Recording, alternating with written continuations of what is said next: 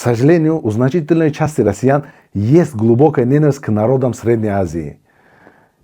Это ненависть – результат многолетней пропаганды со стороны российских властей. Пропаганда сделала свое дело.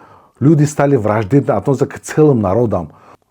У них внутри кипят злоба и агрессия. Без мигрантов, даже если людям стало хуже и продолжает становиться хуже, для них это не проблема.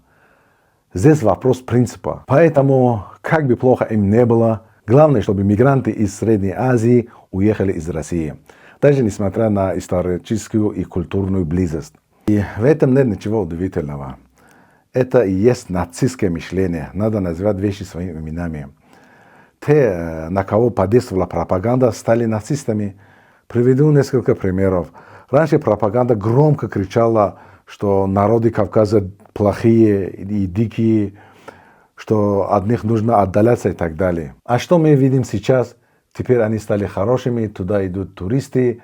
Более того, сам Путин публично говорил: я лакес, я аварец, я дагестанец. Посмотрите, как быстро меняется риторика, когда это становится выгодно. Дальше еще хуже.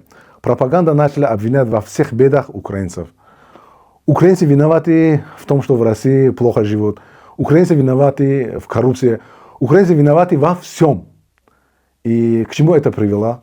К тому, что людям внушили ненависть к своим же, к славянским православным братьям, к народу с общей историей и религией. В итоге они взяли оружие и начали бомбить всех украинцев, включая женщин и детей. И то, что сейчас пропаганда делает в отношении Армении, Азербайджана, особенно странам Средней Азии, это не случайно. Это первые шаги.